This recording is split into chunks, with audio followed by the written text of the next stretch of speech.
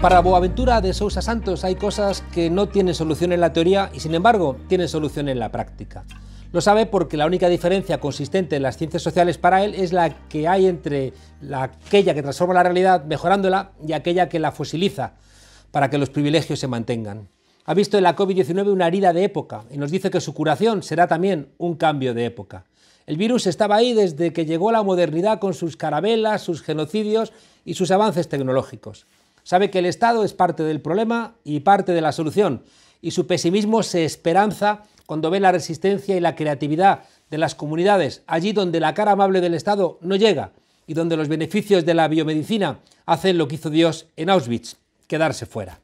Desconfía de los intelectuales de vanguardia y prefiere una intelectualidad de retaguardia, que camina como los líderes de las manadas de lobos, con los que van más rezagados. Con Boaventura de Sousa Santos aprendí que una de las expresiones más profundas de la inteligencia es la generosidad. Creo que es el intelectual más poderoso que tiene el pensamiento crítico en la actualidad. Y en el futuro comienza ahora, de la pandemia a la utopía, ha puesto todo su trabajo de una vida al servicio de pasarnos al otro lado del espejo. Ese espejo que ha roto la pandemia. Boaventura, bienvenido aquí a la frontera, a tu casa. Muchas gracias, Juan Carlos, es un placer.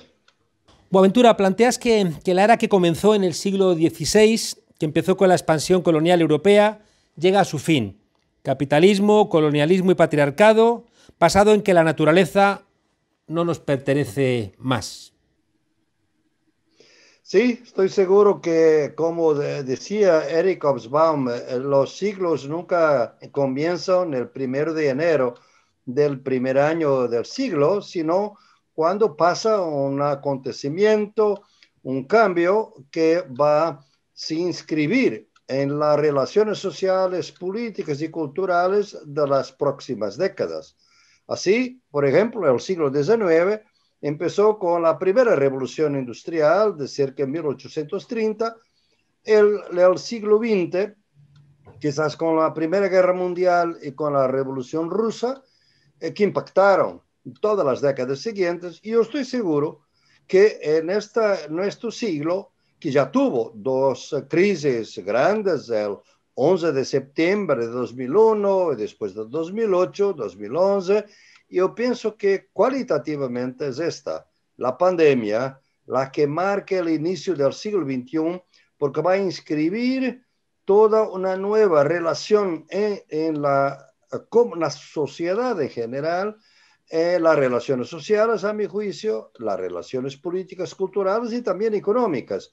Claro, no va a ser ahora, rápidamente, pero vamos a entrar en un periodo que llamo de pandemia intermitente y no nos vamos a librar del virus. Vamos a tener que vivir con un tiempo con esta cosa que va a cambiar muchas de nuestras cosas y que nos está revelando también muchas cosas que nos habíamos olvidado de alguna manera.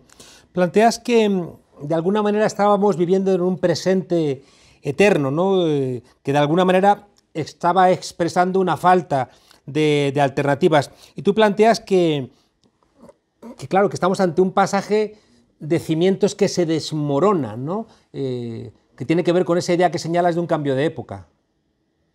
No, sin duda. Yo pienso que esta pandemia ocurre dentro de otra pandemia.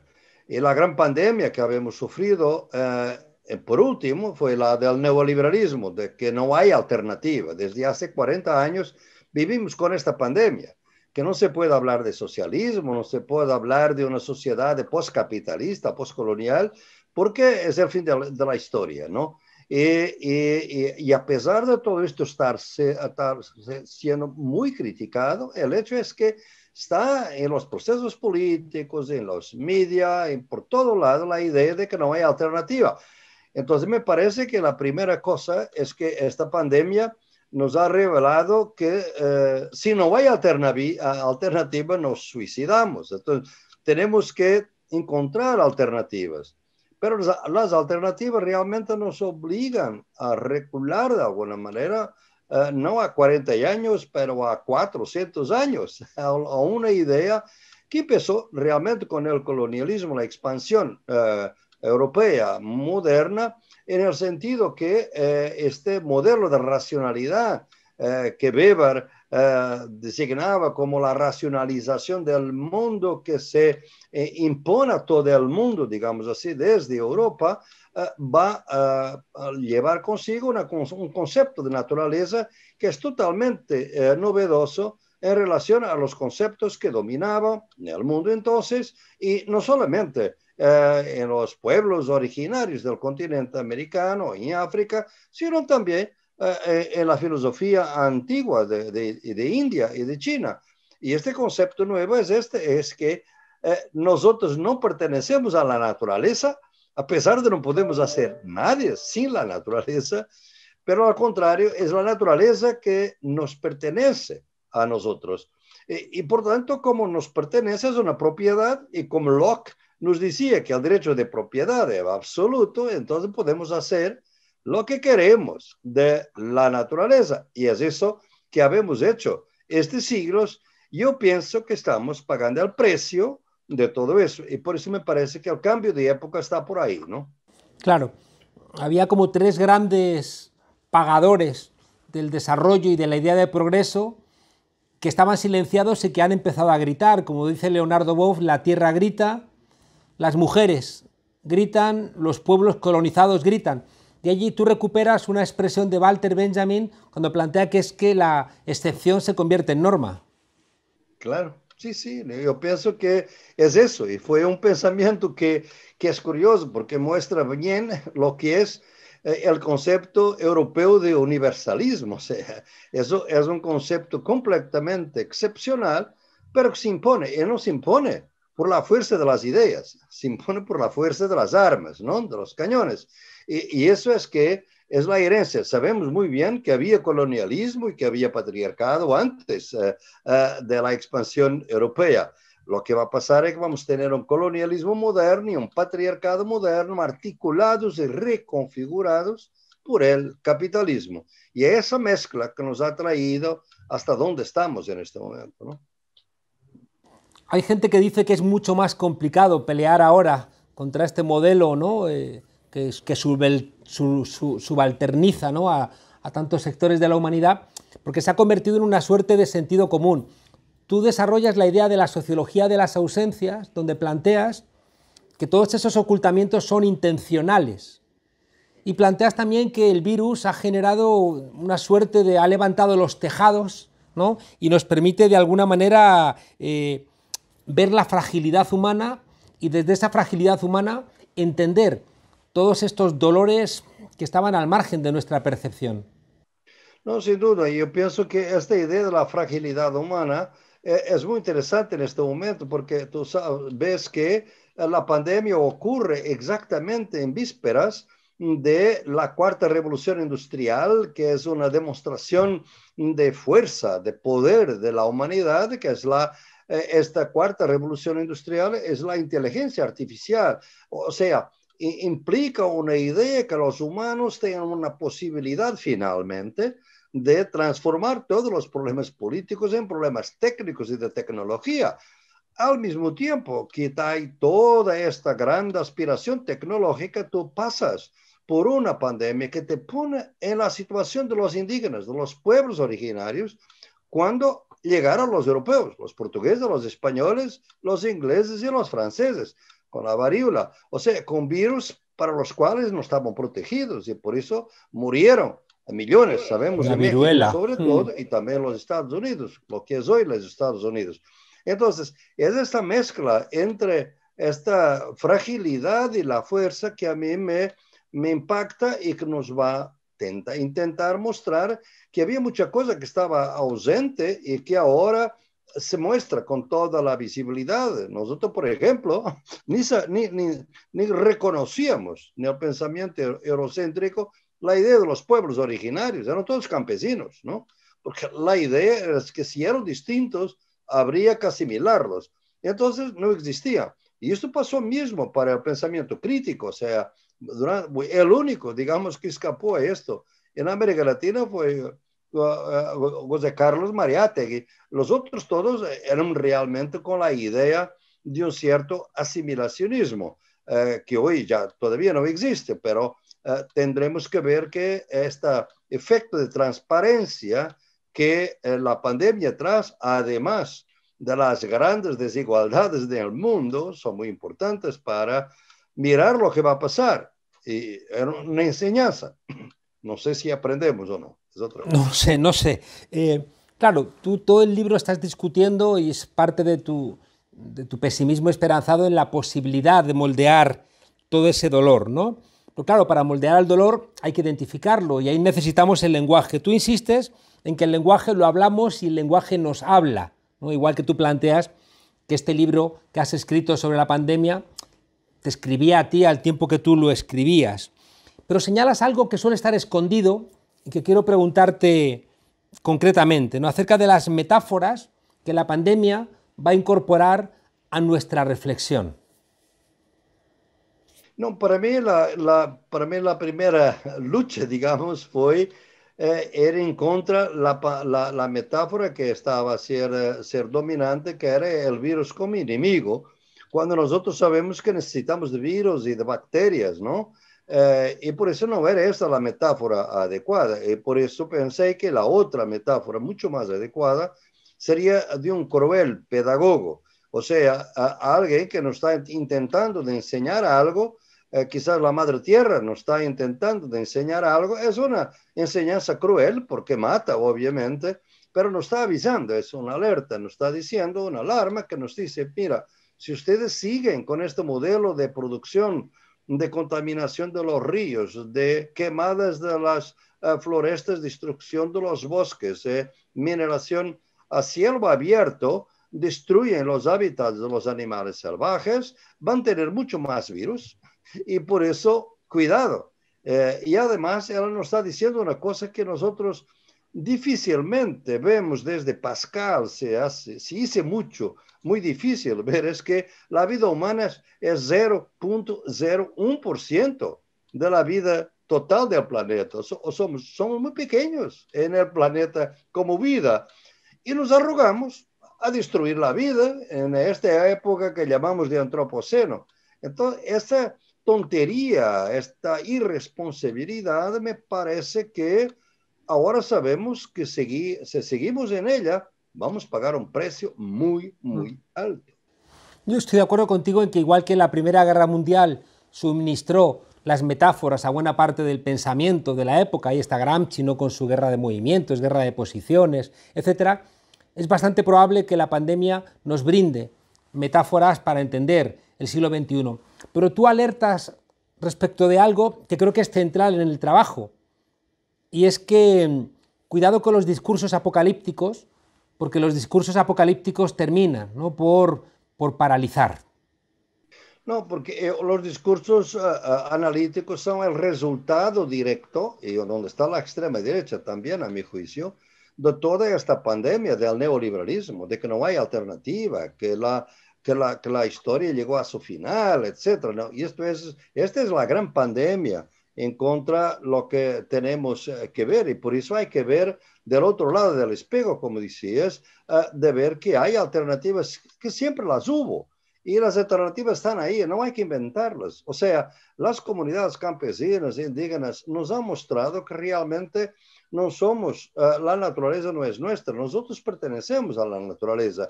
Y obviamente han producido cosas, han mantenido los bosques para nosotros, la biodiversidad, han resistido al colonialismo y al capitalismo con mucha fuerza, están ahí. Claro que ninguno de nosotros quiere ser indígena o campesino, no es eso. Tendremos que aprender de la sabiduría de ellos y de su conocimiento. Y por eso yo hablo mucho, y este es el resultado casi político de mi epistemología, las epistemologías del sur, de aprendizaje de los conocimientos nacidos en la lucha, que son las luchas de los pueblos, de las mujeres, de los jóvenes, de la gente de las barriadas, que nos están siempre indicando nuevas maneras de convivir y de vivir, y que ahora, durante la pandemia, los habemos visto, ¿no? La gran solidaridad entre comunidades empobrecidas. No hubo solidaridad entre ricos y pobres, no la he visto, pero entre pobres, mucho, en barrios, de que se han solidarizado para, muchas veces ante el abandono del Estado. En el libro hablo de varias comunidades, no solamente indígenas, pero barriadas, que se han producido sus sistemas de defensa y de autodefensa. Entonces, yo pienso que este sistema de autodefensa también que viene de Locke, que viene de Hobbes, y que nunca entendemos muy bien, porque habíamos declarado que el Estado tenía el monopolio de la violencia, entonces es algo que no está ahí a nosotros, activistas y cientistas sociales, nos está a motivar para renovar, y por eso mi esperanza está en que podamos aprender con eso, ¿no? Claro, y tú has repetido muchas veces cómo esa visión desde el sur te permite hacerte preguntas a lo Paulo Freire o a lo Bertolt Brecht, que de otra manera, desde una visión estrictamente eurocéntrica, no las podríamos hacer. Por ejemplo, ¿por qué tiene derechos un banco o una empresa y no tiene derechos un río? No, exactamente, eso fue la respuesta. Esas cosas muy concretas, como esta, por ejemplo, es una respuesta que Jacinda Ardern, de que la primera ministra de Nueva Zelanda, ha dado a la oposición. Cuando la oposición ha dicho, pero qué tontería, que ustedes van a dar derechos a un río, porque el río no tiene brazos, no tiene sexo, no tiene cabeza, ¿cómo es eso? ¿Cómo puede tener derechos humanos, no? Y él realmente ha contestado, sí, y una empresa. ¿Cuál es el sexo de la empresa? Y los brazos de la empresa.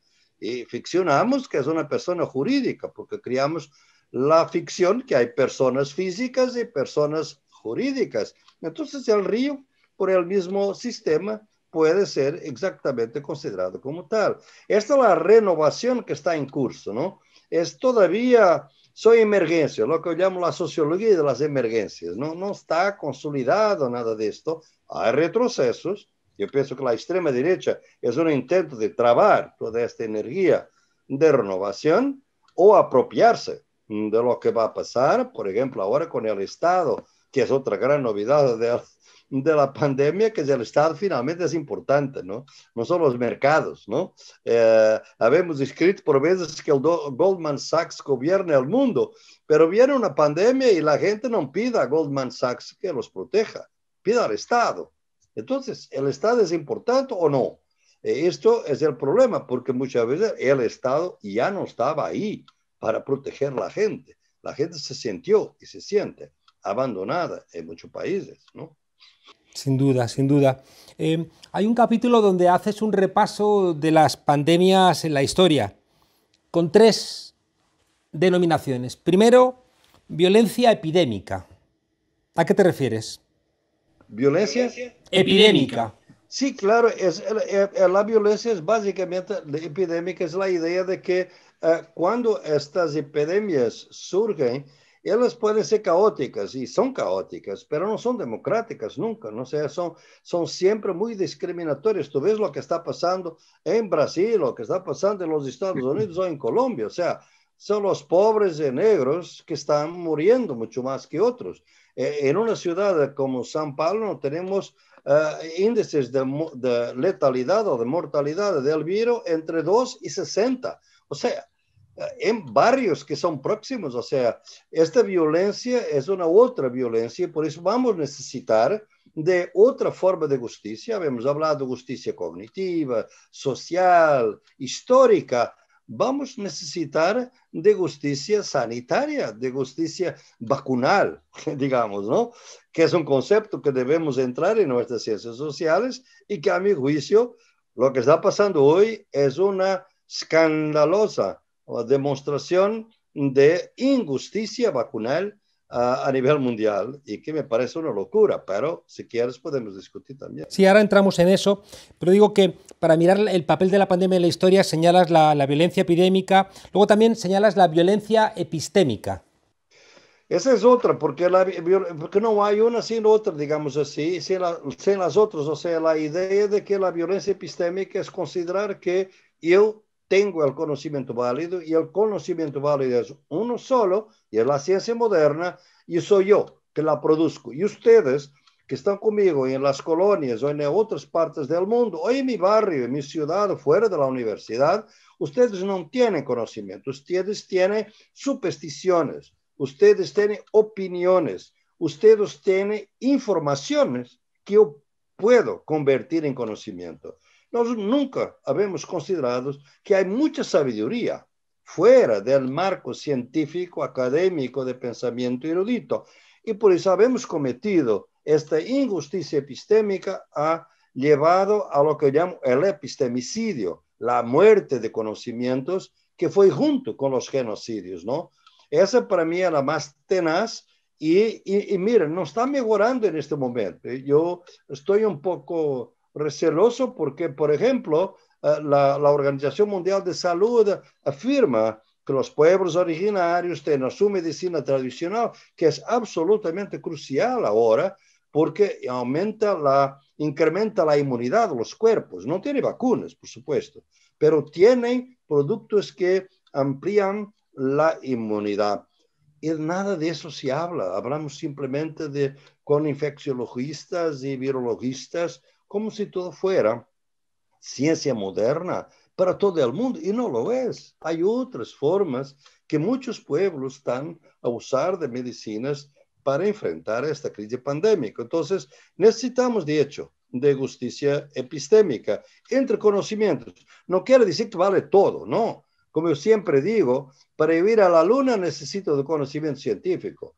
Para conocer la biodiversidad de la Amazonía necesito de conocimiento indígena. Entonces, para diferentes propósitos y objetivos necesito diferentes conocimientos. No es una cosa de relativismo que vale todo y todo es igual, no. Además, no hay en mi pensamiento un sentimiento anticiencia. Por veces en algún pensamiento descolonial noto un poquito esa idea que la ciencia moderna es toda colonizadora. No lo es. No podemos echar el bebé con la agua del baño, ¿no? Yo aprendí eso con Amílcar Cabral, que fue un grande luchador por la independencia de Guinea-Bissau en contra del colonialismo portugués. Amílcar decía, no, nosotros no vamos a echar y descartar todo el conocimiento científico del colonizador. A algunos nos puede ser útil. Vamos a escoger lo que queremos y obviamente echar lo que no queremos. Es eso que siempre los pueblos han hecho y nosotros no vemos, o sea, el pensamiento eurocéntrico no lo ha visto. Es tiempo de verlo porque las consecuencias de la ceguera, lo que en otro contexto he llamado la epistemología de la ceguera, va a ser un precio muy alto si seguimos en eso. Claro. Hay otro elemento que es central en todo tu trabajo y también en este libro, que tiene que ver con la idea de mercancía ficticia de Marx, que después desarrolla Polanyi, que es la mercantilización de la naturaleza y que termina convirtiendo a la naturaleza y a la propia pandemia en un negocio. Sí, eso es un trazo que tú has visto que, do punto de vista del capitalismo, una pandemia no es una crisis, es un negocio, ¿no? Y ya vemos sectores del capitalismo que han incrementado sus ganancias. Además, tenemos los primeros trillonarios, que fue Jeff Bezos de Amazon, fue durante la pandemia, ¿no? Y el señor que es el propietario de esta plataforma que estamos a usar, también incrementó su riqueza por millones y millones de dólares. O sea, es realmente un negocio. Y ahora se habla que realmente las vacunas son el nuevo oro líquido para las Big Pharma, para las grandes empresas farmacéuticas. O sea, realmente para ellos no han visto la crisis, han visto el negocio. Vamos a ver lo que va a pasar, ¿eh?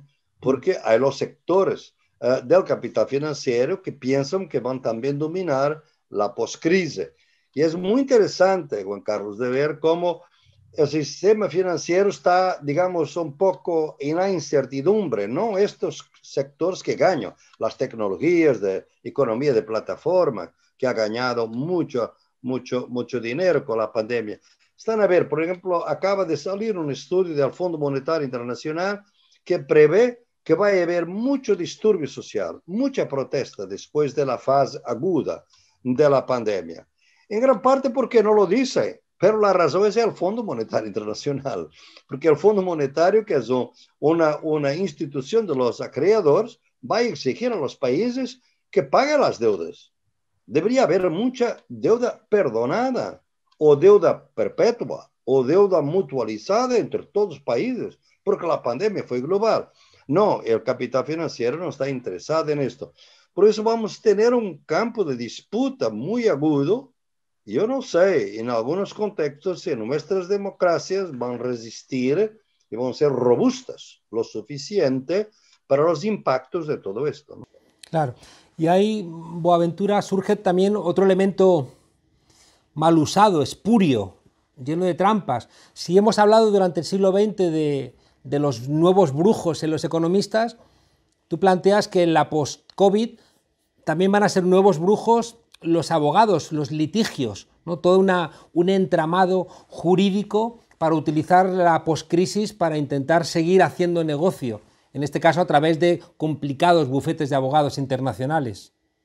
Sí, eso es lo más digamos, repugnante, si quisieras, es que son los bufetes de abogados internacionales que están intentando de enjudiciar a los estados que han violado algunas reglas comerciales durante la pandemia. Por ejemplo, la empresa española que explota como se dice, el peaje de las carreteras en Perú, por ejemplo, ¿no? Que durante un tiempo el Estado suspendió el pago de peajes, y la empresa de inmediato amenazó que podría, varias empresas también de América Latina, de agua y todo eso, que podían enjudiciar los estados por violación del contrato, de los contratos, y de frustrar las legítimas expectativas de ganancia. O sea, una falta de conciencia social, que ya lo conocíamos del capitalismo, pero que es particularmente repugnante en un periodo de pandemia como esta, ¿no? Hay una idea central en tu pensamiento, como yo le digo a los alumnos, haces como Neo en Matrix, te sales de Matrix para verlo, y hablas de una línea abismal. ¿Qué es la línea abismal, Boaventura? La línea abismal es una línea que existe desde el siglo XVII, exactamente desde ese modelo civilizatorio de capitalismo, colonialismo y patriarcado, que consiste en crear una división total entre los seres que son considerados totalmente humanos y plenamente humanos, y los seres que son de hecho subhumanos. Después de una retórica que viene de la revolución y de todo el pensamiento liberal, que somos todos iguales, realmente es una retórica de principios que no tiene nada a ver con la idea de que este concepto de humanidad no puede existir sin el concepto de subhumanidad, donde están los pueblos esclavizados de las colonias, son las mujeres, son los pueblos indígenas, son los pueblos negros. Hasta hoy. ¿Por qué es esto? Esto existe por varias razones, por supuesto, pero la más importante para mí, además, la saco mismo de mi tradición marxista. O sea, es que el trabajo libre, que es fundamental en el modelo capitalista de dominación, no se sostiene socialmente sin trabajo altamente desvaluado y trabajo no pagado. Bueno, ¿quién produce el trabajo altamente desvaluado? Los esclavos, los trabajos análogos a los esclavos, la servidumbre, las formas todas que hemos utilizado hasta hoy. Finalmente, el trabajo de los inmigrantes hoy en Europa, ¿no? Y de las mujeres, que es el trabajo del cuidado, que nosotros mismos en el pensamiento crítico aceptamos de llamar reproductivo, que es una tontería, porque es productivo, obviamente, produce la vida. ¿No? Es la cosa más importante. No produce mercancías, produce la vida, que es otra cosa. Habemos dicho que es reproductivo y no tiene valor. Entonces, el trabajo de cuidado. Y es trabajo, sí, estos dos trabajos de cuerpos que son cuerpos racializados y sexualizados, son del otro lado de la línea, y por eso se quedan ausentes. Y por eso no hay, durante mucho tiempo en la política, mismo democrática, no hay mujeres. Y obviamente las tierras indígenas y de África eran tierras de nadie. Sabemos muy bien eso, ¿no? Entonces, y los liberales, como Locke, pudieron ser propietarios de empresas de trato de negocio de esclavos. ¿Por qué? Porque no eran gente. Al tiempo que le decía... Al tiempo que le decía al monarca, no nos trate usted a nosotros como esclavos. Claro, ¿no? Exactamente. Claro, ahí señalas, Boa, pueblos indígenas, pueblos de matriz africana, te acuerdas del pueblo gitano, refugiados, inmigrantes, mujeres, trabajadoras sexuales, el colectivo LGTBI, también señalas líneas abismales con predominio religioso, y la conclusión de todo esto es que se generan enormes zonas de exclusión. y termina señalando también una población enorme, que es la gente mayor, la gente adulta, la gente anciana, y también de enorme crecimiento en muchos lugares la población presa. Claro. No, porque la línea abismal es una línea que se desplaza en las sociedades, ¿no? Porque es la línea que marca la protección mínima que las sociedades capitalistas pueden dar a los ciudadanos, ¿no? Y hay ciudadanos que están incluidos, pero de una manera precaria. Y por eso cuando viene un tsunami como esta pandemia, se nota de inmediato que ya no tienen protección ninguna. Y las personas de edad, por eso llamo una nueva forma, digamos, de discriminación que le llamo senexismo, que viene de senectud, del latín, que es una forma de, realmente sabemos que en Europa 40% de las muertes son de gente de edad, de mayor edad, y no fue simplemente por ser más vulnerables, es porque estaban en una situación donde no han sido protegidos y en algunos países casi propositadamente. Suecia es un ejemplo un poco trágico, Bélgica también. Entonces, hay cosas que tendremos que ver si estas casas donde estaban los ancianos eran realmente casas de protección o depósitos humanos de gente que durante la normalidad podrían existir con la apariencia de estar incluidos porque pueden ir a votar todos los 4 años, pero de hecho ya no estaban protegidos.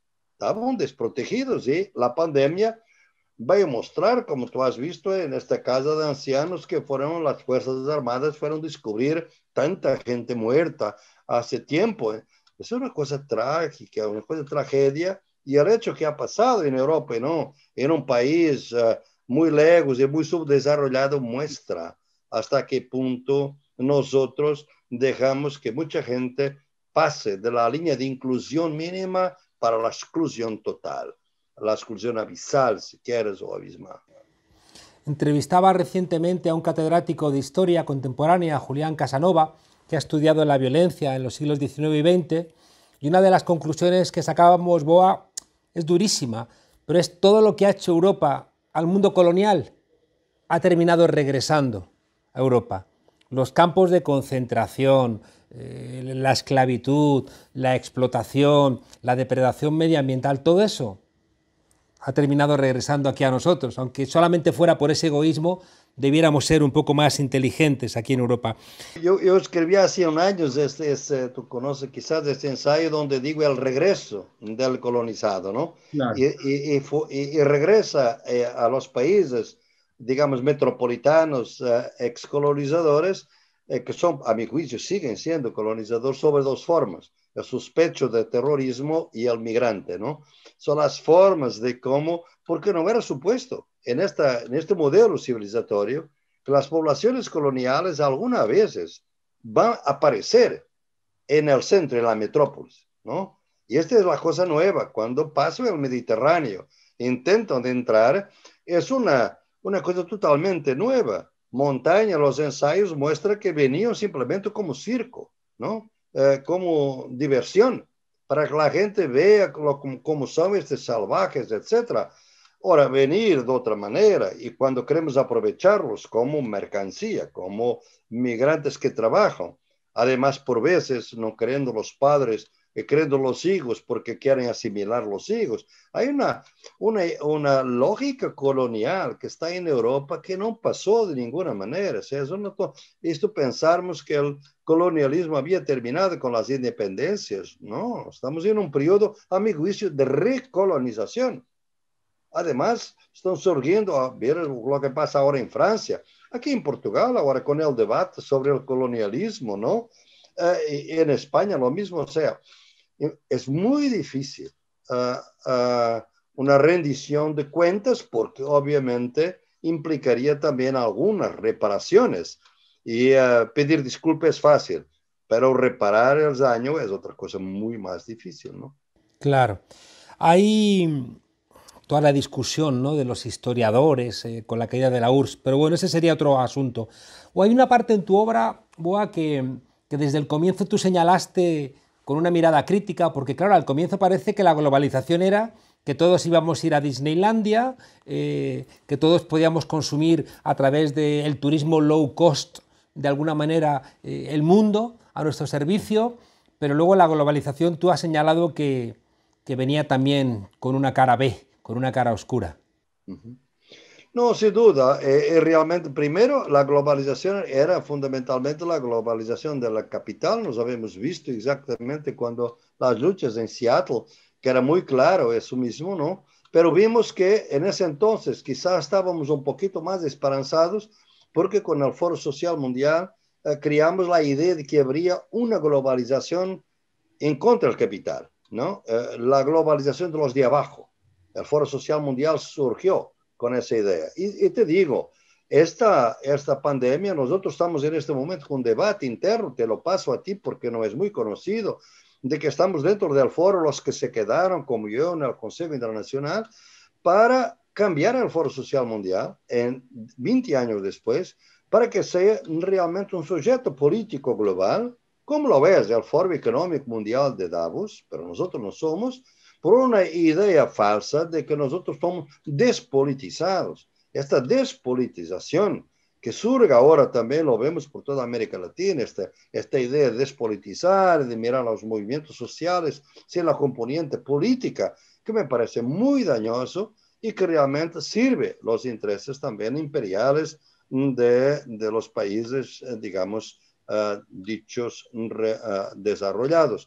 Por eso hay aquí todo un cambio que me parece que debemos tomar en cuenta, ¿no?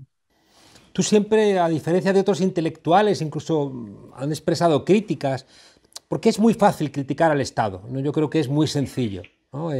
Lo hizo John Holloway y en algunas ocasiones desde el feminismo también se han expresado críticas muy duras con los estados nacionales, pero lo único que realmente ha asustado al modelo neoliberal es cuando fuerzas políticas alternativas se han hecho con el aparato del Estado. Y tú dedicas en el libro una parte, un capítulo entero, a ver cómo va a ser ese Estado, ¿no? Un Estado que a ti no te lleva a ningún tipo de falso optimismo, ¿no? Y ahí recuperas algo. Es verdad que Agamben publicó inicialmente un artículo quizá un poco precipitado, ¿no?, acerca del estado de excepción que venía, pero no le falta razón.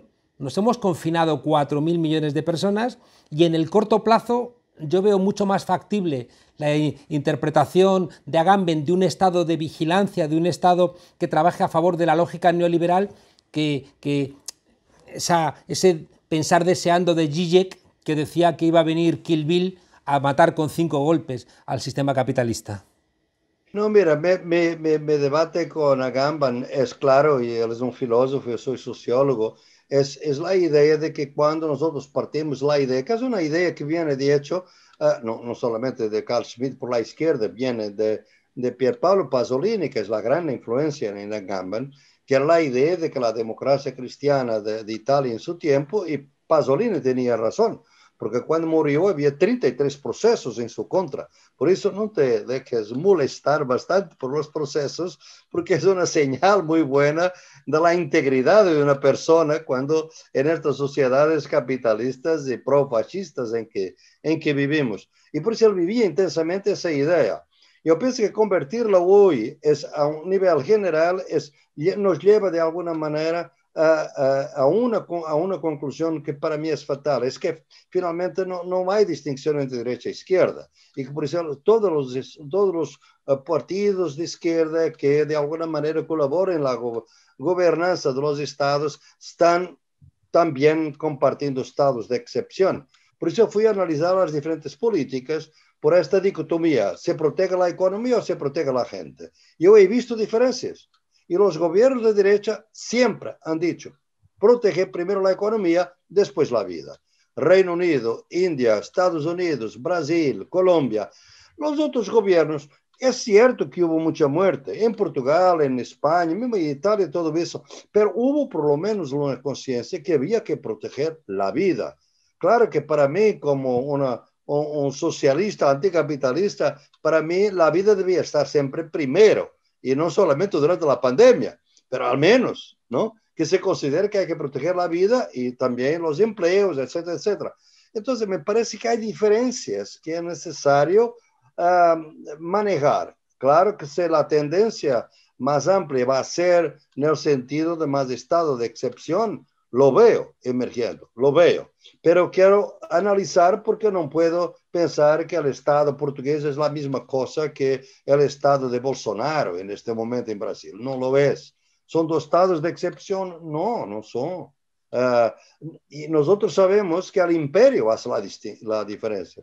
Los verdaderos enemigos, porque estamos en una guerra fría ahora brutal entre Estados Unidos y China, y no podemos olvidar que Europa y América Latina está dentro de la zona de influencia de los Estados Unidos, pero va a ser mucho más dura el control del continente latinoamericano y por eso hay que saber de qué lado estamos. Y el Estado, para mí, como tú conoces mi trabajo, es siempre así. Debemos luchar un pie dentro de las instituciones y otro pie fuera, desde el Estado, en contra del Estado y fuera del Estado. Los tres niveles son siempre necesarios en la lucha. Por eso no soy un estatista de tipo de algún pensamiento, por ejemplo, crítico de la América Latina y aquí en Europa vienen de una tradición de socialismo estatista donde realmente el Estado es lo único que puede conducir a una lucha emancipadora. Pero sin Estado tampoco, ¿no? Porque el Estado es un campo de disputa hoy en día. No podemos dejar el Estado a la extrema derecha y a la derecha, de ninguna manera. Hay que ocuparlo y transformarlo, ¿no? Aquí lo verificamos en España. Creo que fue esencial el movimiento del 15M de los indignados porque politizó a la sociedad y permitió construir un relato alternativo. Pero hubo un momento en donde dejó de haber viento y dejó de haber olas, y eso había que traducirlo en una estructura que todavía está hoy pugnando, peleando para convertirse en partido-movimiento, porque yo coincido, y tú lo señalas también en el libro, que el gran error de los gobiernos de cambio en América Latina y en cualquier lugar es no haber sido capaces de construir partidos-movimiento que hubieran estado manteniendo constantemente, ¿no? Ese equilibrio inestable. Y también no ha sido posible porque también los movimientos se dejaron cooptar, digamos así.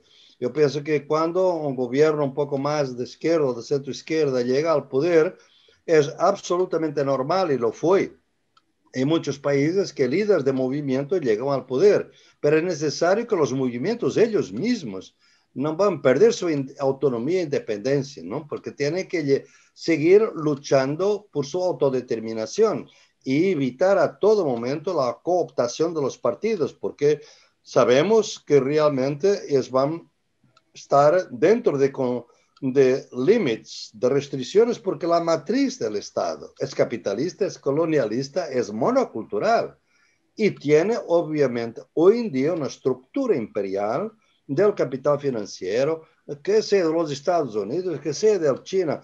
Hay siempre influencias externas que te llevan a una duplicidad, un doble pensamiento político. Tú miras aquí en Europa, que es una cosa repugnante. Quiere aplicar sanciones a Rusia por un disidente político, por supuesto, pero mantenemos Julian Assange en la prisión. O sea, qué hipocresía esta, ¿no? Hay cosas que dejamos que Palestina se muera. Celebramos que Israel tenga toda la población vacunada porque impide que entren vacunas en la faixa de Gaza. No parece el gueto de Varsovia. Es descorazonador pensar que Israel está haciendo en la franja de Gaza un gueto de Varsovia nuevo. Boa, ya caminando hacia el final, una reflexión constante también en el libro y en tu trabajo, ¿no? Desde el comienzo, ¿no? Te has preguntado qué pasa con la ciencia, ¿no? La ciencia que es tan consustancial a la idea de progreso en Europa, la ciencia que ahora contra la pandemia ha sido la única esperanza que nos ha brindado a través de la vacuna. Sin embargo, la ciencia no soporta una mirada ingenua tampoco. No, porque la ciencia tiene esa ambigüedad que tiene también el Estado. O sea, es un campo de disputa. La ciencia es un bien público y debería ser un bien público. Pero cuando tú ves que la investigación para las vacunas, que ha sido financiada por el Estado en gran parte en la Unión Europea, y después tú no puedes mirar los contratos, porque los contratos tienen cláusulas completamente inconstitucionales para nuestros países. en términos de responsabilidad judicial, en términos de consecuencias para daños colaterales o efectos secundarios de las vacunas, que no deberíamos poder aceptar, pero que se acepta en esta emergencia, no es simplemente emergencia. Fíjate que hay 140 lobbyistas en Bruselas, de la Big Pharma, de las 5 firmas, las grandes 5 firmas farmacéuticas. O sea, la ciencia, como yo la propongo en las epistemologías del sur, es una ciencia que sabe dialogar con los otros saberes, que tiene su validez, que tiene su lugar, pero que tiene que saber dialogar con otros valores y no debe buscar lo que se ha buscado antes, que es canibalizar todo el pensamiento que es y patentar, de alguna manera, todo el conocimiento que no es científico. Eso me parece que es también muy errado política y éticamente, pero la ciencia es importante en nuestras luchas. Tú, yo estamos metidos en luchas. Yo, por ejemplo, la lucha de los agrotóxicos en contra de la agricultura industrial, los insecticidas, pesticidas. Es necesario, ingenieros, biólogos, bioquímicos son necesarios. Y están de nuestro lado, no son los de Bayer o de Monsanto, están con nosotros. Pero no vamos a pensar que hay pensamiento campesino, urbano, indígena, porque la gente sabe de este conocimiento como el veneno entre los pulmones, entre las comunidades, entre las escuelas, saben por su conocimiento. Entonces, hay que dialogar y hay que crear lo que llamo la ecología de saberes, ¿no? Boa, terminamos. Tú planteas de cara a futuro 3 posibles escenarios y te quiero preguntar por los 3. El primero es el escenario pesimista, ¿no? Todo igual que antes, pero incluso aún peor, ¿no? Un capitalismo abismal con separaciones radicales que también afectan al propio norte, con sures en nuestro norte y con un estado de excepción securitario, de vigilancia, de incremento de la explotación a través del teletrabajo, un escenario de Black Mirror, un escenario bastante distópico. Sí, ese primer escenario que empezó de hecho con los gobiernos de derecha, sobre todo, que fueron negacionistas, o sea, la pandemia no es importante, la pandemia va a pasar, etcétera, etcétera, Estados Unidos, Reino Unido, etcétera. Eso fue muy malo, digamos así, porque la idea de que hay que haber un regreso de inmediato a la economía normal, mismo si la normalidad es el infierno para la gran parte de la población mundial. Y esa me parece ser la visión más distópica, porque esa es la que el Fondo Monetario Internacional, que es muy curioso en este estudio de hace 2 semanas, ¿no? Que es ese el escenario que ven ese escenario, no ven otro. Dice, no, va a haber protesta, claro, porque los estados van a reprimir porque tienen que pagar las deudas, tienen más política de austeridad. Imagínate ahora más recortes en la salud pública después de la pandemia. Va a haber protesta, va a haber disturbio, va a haber lucha. Entonces, va a haber más represión. Esto es el escenario distópico por esa razón, ¿no? Claro. Es que una de las cosas terribles que hemos sufrido en todos los países es el triaje.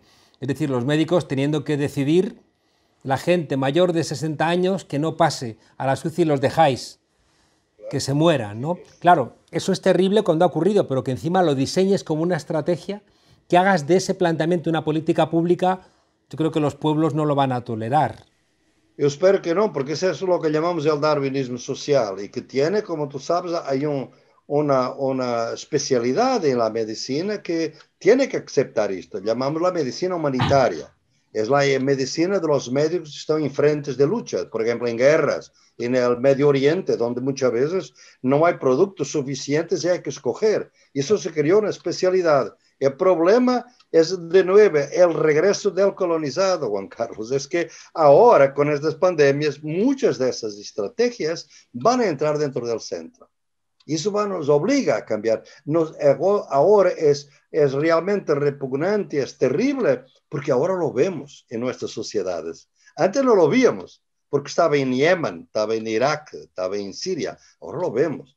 Está en Madrid, está en Lisboa, entonces hay que hacer algo. Y este es el peligro que yo veo en este momento, si realmente no hay una financiación, un refuerzo de los sistemas públicos de salud, de educación, de pensiones, de renta básica, de lo que sea, ¿no? Primero se llevaron a los judíos, pero como yo no era judío, luego se llevaron a los comunistas, como yo no era comunista. El segundo escenario, Boaventura, es el del capitalismo neo-keynesiano, que también es complicado porque es más difícil de combatir porque parece que viene con buenas intenciones. Sí, viene, de alguna manera viene, y son positivas. El problema es ese, son positivas porque, por ejemplo, se va a incrementar y reforzar el sistema de salud pública. Claro, necesitamos de esto, ¿no? Si vamos a iniciar una matriz energética, claro, es importante, ¿no? Y eso no se debe despreciar. El problema es que no es suficiente de ninguna manera, porque una cosa es esta, yo voy a tener energía renovable, muy bien. ¿Para qué? Para que mi computador o mi cell phone continúe a durar un año, 2 años, con la obsolescencia planeada de los productos. No, es la energía renovable para que toda la gente tenga un carro eléctrico. No, es para que necesitamos de transportes públicos de calidad y no donde la gente va como un rebaño, digamos así, en sin ninguna condiciones de seguridad sanitaria, seguridad física y sexual para las mujeres, como sabemos, todo eso. Entonces, hay un cambio, cuando le llaman el gato pardo, realmente, ¿por qué? Porque hacen unos cambios, pero no cambia nada en lo esencial. Yo pienso que la Unión Europea está a ir por el segundo escenario. Claro, lo que pasa es que desemboca en oximorones, ¿no? Es decir, si realmente este capitalismo neo-keynesiano quiere superar la fractura centro-periferia, deja de ser capitalismo neo-keynesiano, a no ser que asumamos que queremos vacunas para Europa, pero que no haya vacunas para Ecuador, que no haya vacunas para Brasil, para Argentina. Es falso, sabes, Juan Carlos, es falso porque realmente si queríamos realmente este sistema neo-keynesiano sin las líneas avisadas o abismales, ¿qué íbamos a hacer? La primera cosa es que debería ser licenciadas las patentes. Las patentes tienen que ser licenciadas. Lo han sido en Sudáfrica y después en el mundo por el SIDA, ¿no? Debería ser porque además es suicida para el mismo capitalismo, ¿no? Porque la gente hoy circula por el mundo. Un ejecutivo de España va, claro, está totalmente vacunado, Europa está vacunada, pero va para África. África quizás con este sistema, nem en 2024 debe estar toda vacunada. Entonces, ¿qué pasa? Puede traer una otra variante que no es eficaz, digamos, nuestras vacunas para ella. O sea, la protección global, la Organización Mundial de Salud lo está diciendo, es necesario que el mundo se totalice. Para eso hay que sacrificar las Big Pharma.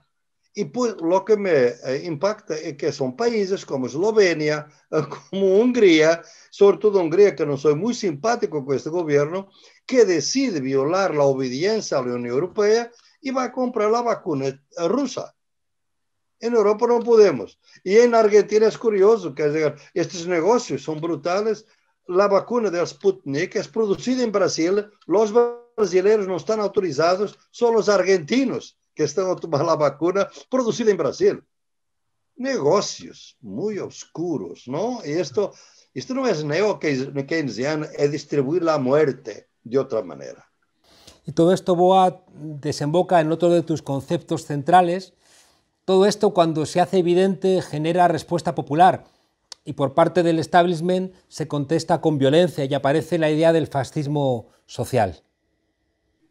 Sí, yo pienso que el fascismo social va a estar muy presente, ya está muy presente en nuestras sociedades, va a estar muy presente en estos dos escenarios y quizás un tercer escenario donde podríamos, porque realmente lo que veo es que en el primer escenario, sobre todo, es un pasaje del fascismo social al fascismo político. 2.0, como lo llamo. O sea, es este cambio de que hasta ahora el fascismo social es que las sociedades son políticamente democráticas, pero socialmente fascistas, porque la gente no tiene protección mínima para defenderse, para reivindicar, para luchar, porque hay un derecho de veto sobre su persona debido a su patrón o la persona donde él es empleada doméstica, ¿no? Estas formas de dominación, por veces informal, que son muy brutales también. Entonces, ahora lo que vemos con el incremento de la extrema derecha es que ese fascismo social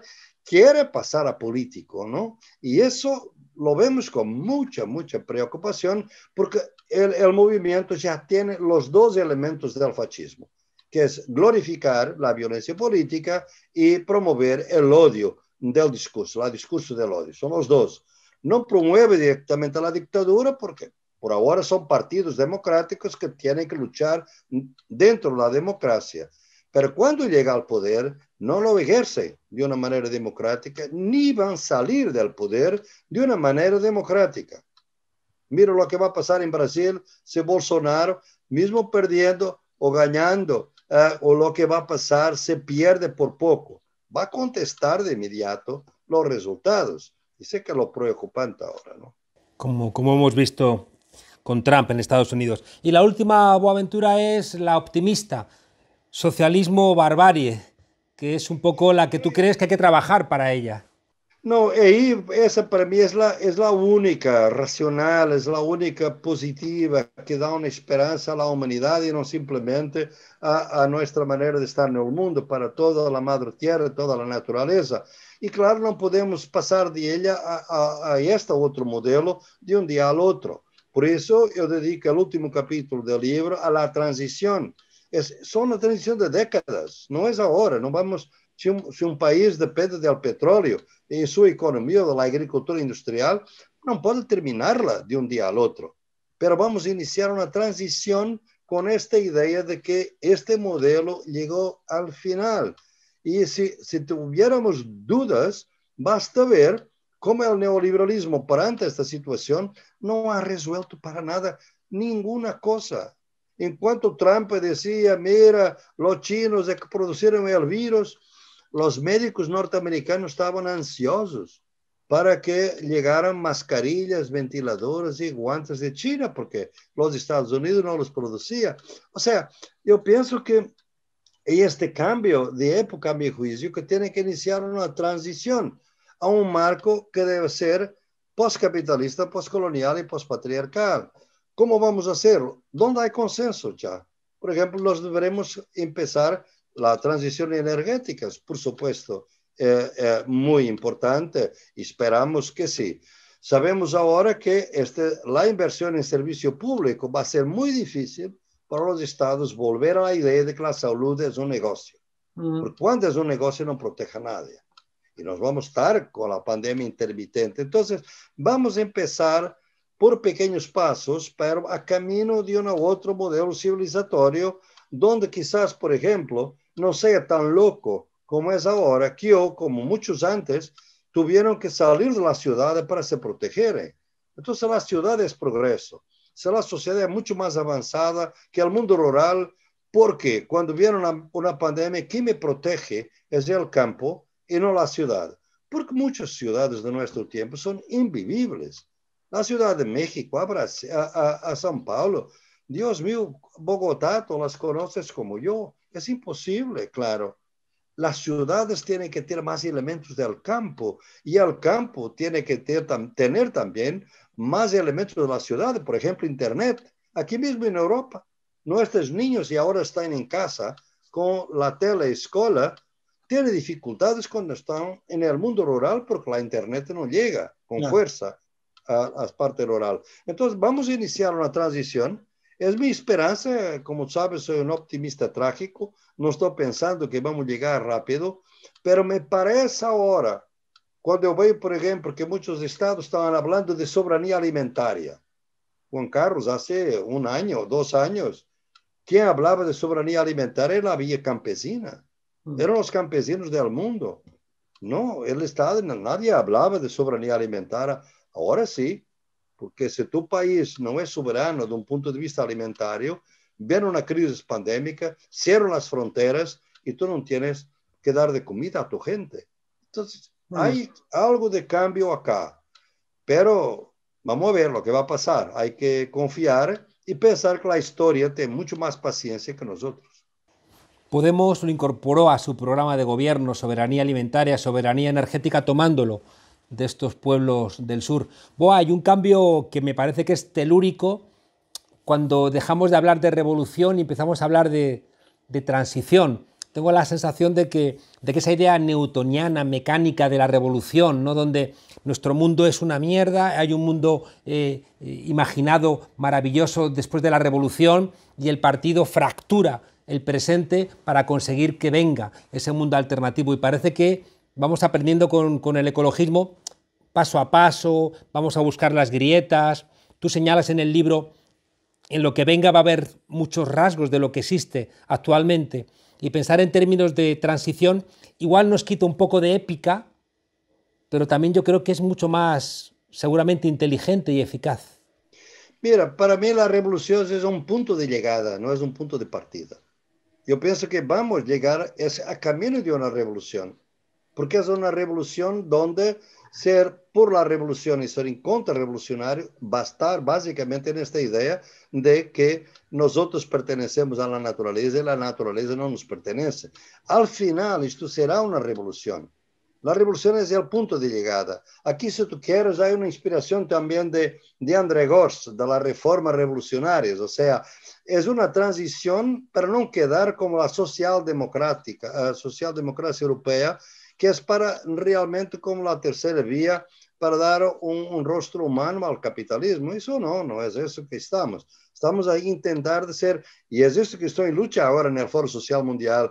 Decididamente no tenemos que ser antineoliberales, anticapitalistas, anticolonialistas y antipatriarcales, punto. Ahora vamos caminando, obviamente, con medidas concretas en esa dirección. Tu planteamiento de que hay que desautorizar, despatriarcalizar, desmercantilizar, descolonizar, ¿no nos sitúa un poquito a la defensiva?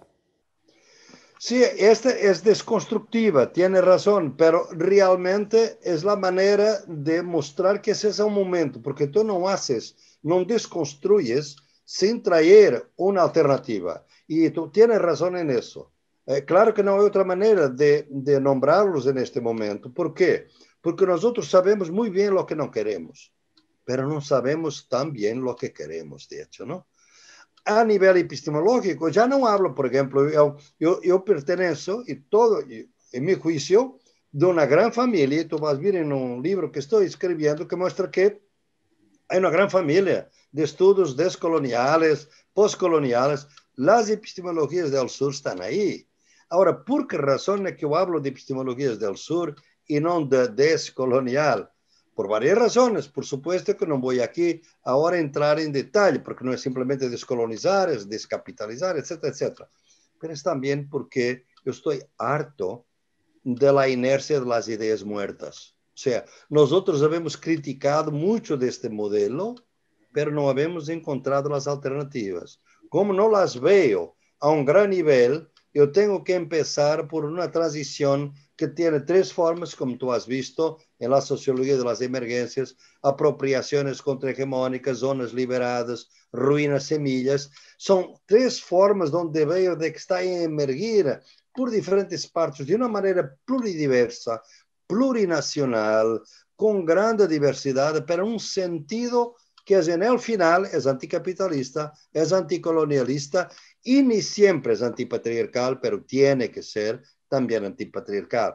Es esto que yo veo, el movimiento está ahí, es más intersticial, viene desde abajo, las teorías no lo captan muy bien, pero la culpa es de las teorías, no es la práctica. Y estaba en las calles antes de la pandemia, Boa. Claro. Estaba sí, en las calles. Las calles nos estamos señalando lo que deberíamos ser. El problema ahora es que la calle está un poco suspendida por la propia pandemia. Y suspendida para las izquierdas, por el movimiento popular. No está tan suspendida para las fuerzas de extrema derecha. Porque esos, por ejemplo, están en la calle en Brasil. Estaban en la calle en los Estados Unidos, ¿no? Muy agresivos porque no tienen conciencia, porque son más protegidos por la salud, no tienen seguros privados de salud, etcétera, etcétera.